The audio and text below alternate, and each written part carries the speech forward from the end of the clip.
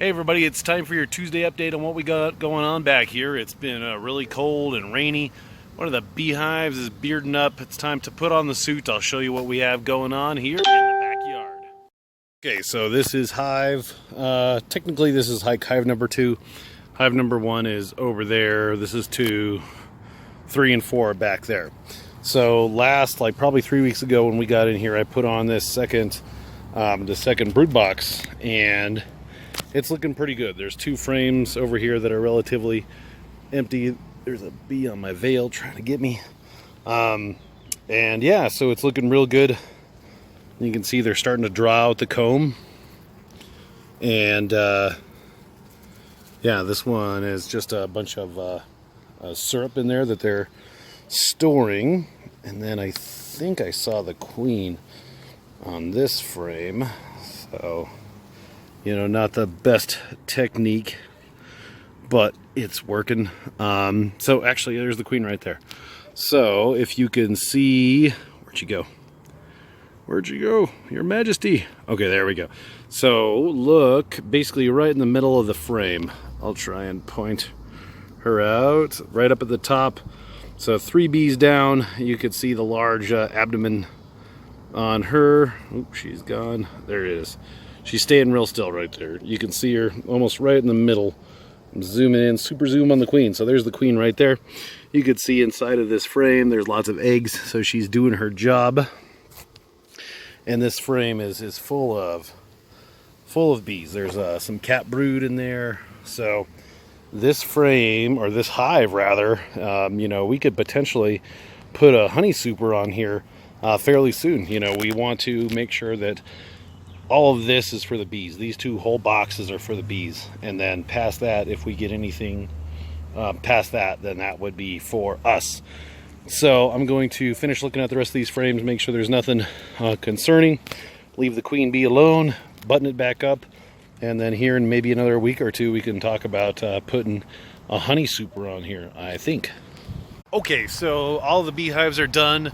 It's been about an hour or so. And I'll show you guys the pumpkins and the sunflowers and lawn gourds. It's been really strange weather this spring. It's been all over the place. We've had like 80-degree days, and today it hasn't really gotten much past 60. Tomorrow it's supposed to be 80, and then like 85, and then back down into 60s. The low tonight's going to be in the high 40s. So it's all over the dang place. So let's switch this around and show you the sunflowers and lawn gourds and bushel gourds. So the sunflowers are doing pretty good. They're starting to grow. I would say that guy's getting, I don't know, 3 foot or so. The gourds are finally doing something. These guys, like I said in the last one, I haven't grown them in quite a while, so I don't remember what to expect.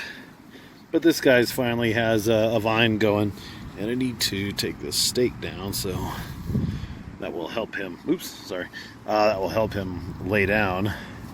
And it's, like I said, it's pretty chilly today, so I'm not really going to mess with the vine all that much.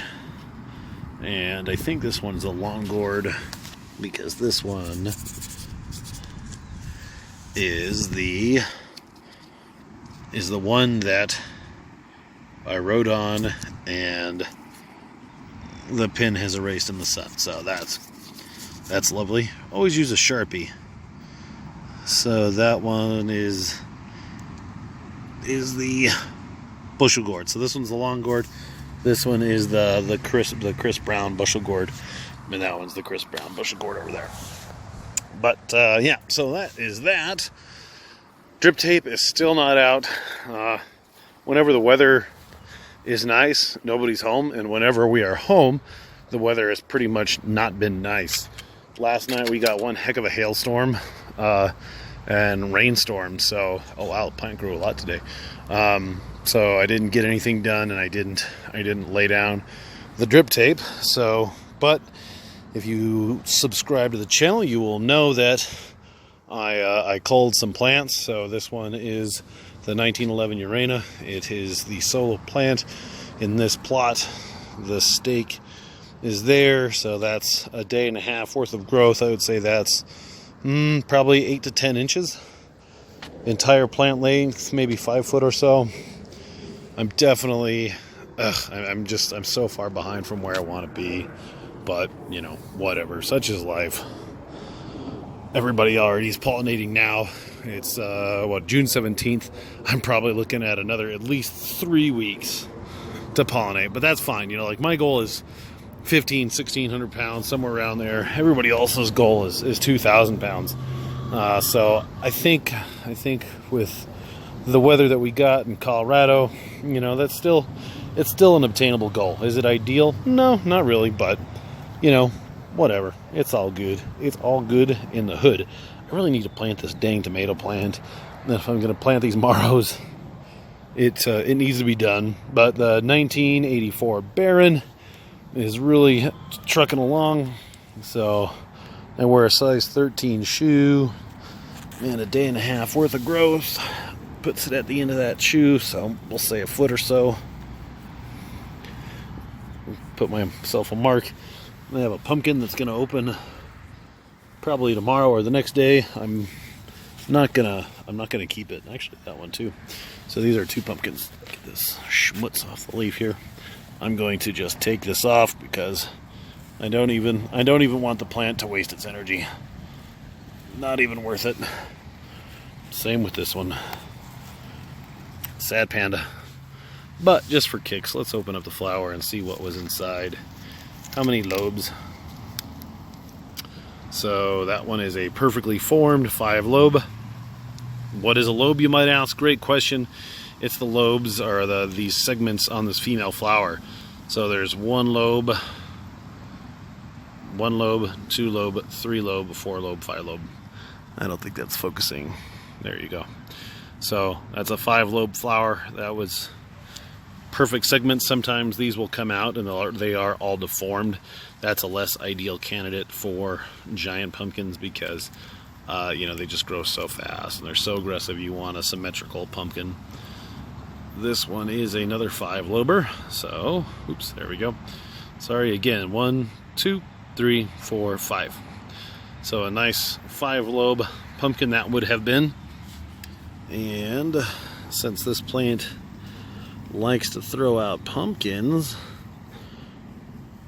hopefully there's more tucked in here. Male, male, male. So the next three nodes have males, but I would have to imagine there's a female in there somewhere. In a perfect world, I want to say this plant is probably 5 feet, well, not 5 feet, probably getting close to 10 feet long. I want this pumpkin to be about here. So if I'm growing 8 inches a day, that works out. You know, 10 to 15 days, I'll get my pollination. These ones are going to be smaller plants, so these ones will probably be start of July pollinations. And then this guy, I haven't looked at this guy in 2 days. These 2 plants, these are the plants that just hate everything about the sun. They hate the heat. And as you can see, they are burning. So the heat does this, the sun. I'm gonna rip this off a little bit so it'll quit tearing. It'll, like, you know, purse up just like this. So you can see if you rip that, the plant will continue to grow. Is it ideal? No, but you know, that's what you got to do. This plant here that I'm fiddling with looks to be doing pretty good. Pinch these male flowers off. They're doing nobody any good. And if anything, just attract bugs. So the stump is laying down pretty good. Secondary vines are forming there. I ripped off a few of the secondary, like this guy right here. I'm gonna, if you can see it, I'm gonna rip this whole clump off.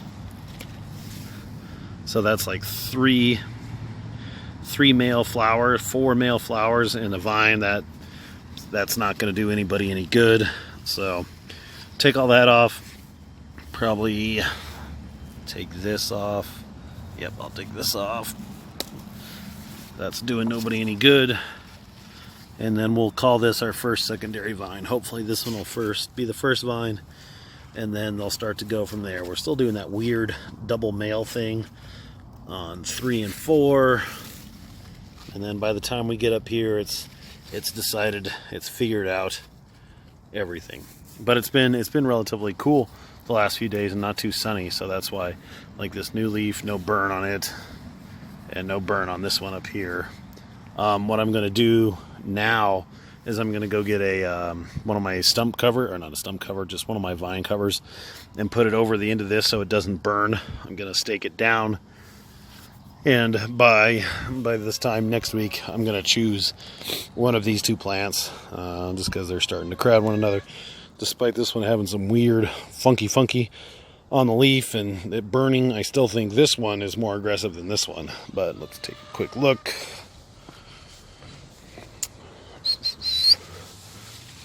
Yeah, and it's still, just this one's burning more, like that whole leaf.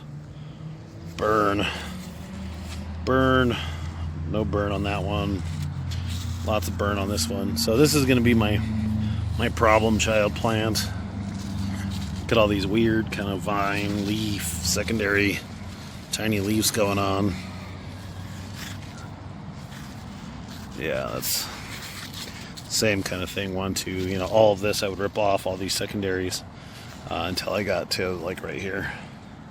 That's a good looking vine. Looks like it wants to vine. These ones, not so much. All this back there, not so much.